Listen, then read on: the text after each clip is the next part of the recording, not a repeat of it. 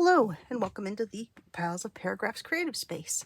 I'm Lori, and today I want to share with you one final Anything Goes April video. This month I have done some rust dyeing of fabrics.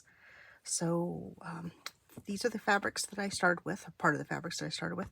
This is a linen tablecloth, and these are both just regular muslin.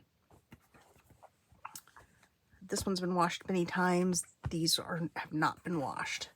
So I started out with those. And the first time I did just kind of a standard rust dyeing. I did vinegar and rusty bits and let them sit for 24 hours and then rinsed them out and hung them up to dry. And this is how they turned out. And I'm really happy with the color. I like the way the color came out. I didn't maintain as many of the, I also did all the strings that I had them tied up with, of the marks that I would have liked on this. But I got distracted when I was doing the last part of this process, and I let them soak in the salt water solution for probably 3 times as long as I should have. So this was the first batch.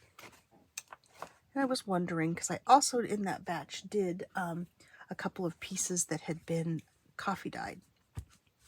And these came from the Vintage Polka Dot Shop. And it took the rust stain very differently. And I thought that was kind of interesting. So I wanted to see what would happen if I tried green tea, because I had a bunch of green tea. My sister gives me all of her stuff that she doesn't finish up and use, and so I had a whole bag of green tea that she or one of her kids or somebody I don't think they cared for it, so they hadn't used it. So I took the same linen tablecloth and these 2 pieces of muslin, and I soaked them in really strong green tea. And then I didn't let them dry or anything. I just kind of squeezed out the tea, and then I put them in the vinegar and wrapped them in the rusty bits. And almost immediately they took on this really cool, like a navy blue hue. And so then I wrapped these bundles tightly with some string, and I let them almost dry. They weren't completely dry. They were much drier than the first batch that I did when I took them out.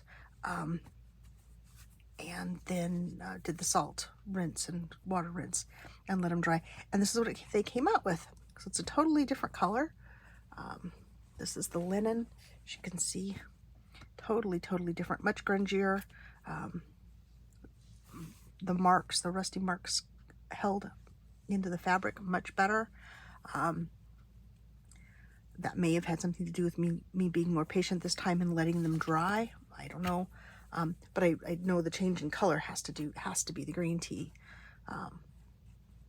So that's just this is my experiment. So I'm really pleased with the way these came out. I know these are probably way too grungy for some people, but I'm really excited about all the rust marks you can see. I use everything from a very large nail to some rusty washers that I got from Rust Paper Scissors.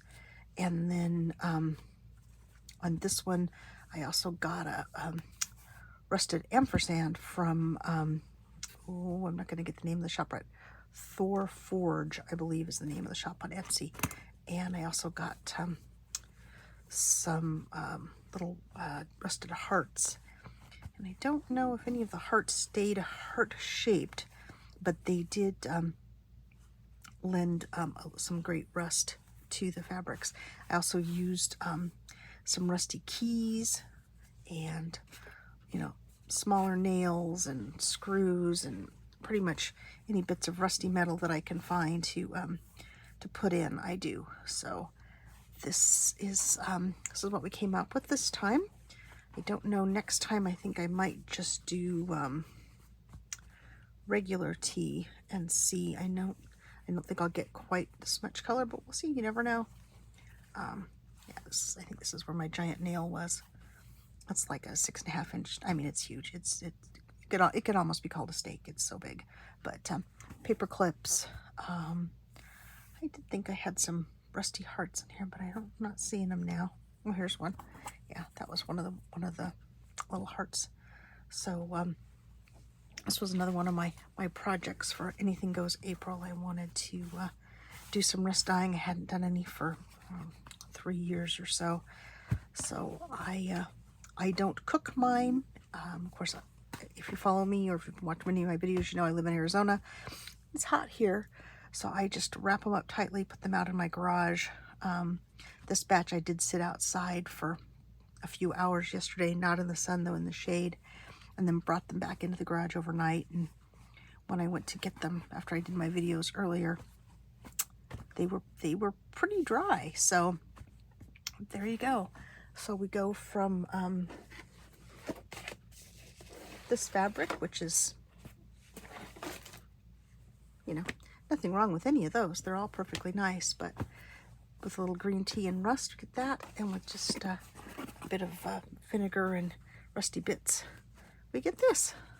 So a good bit of difference. So that's the last of my Anything Goes April projects. So I thank you for joining me today, and I hope you'll join me again in the future. And for now, I'll say bye-bye.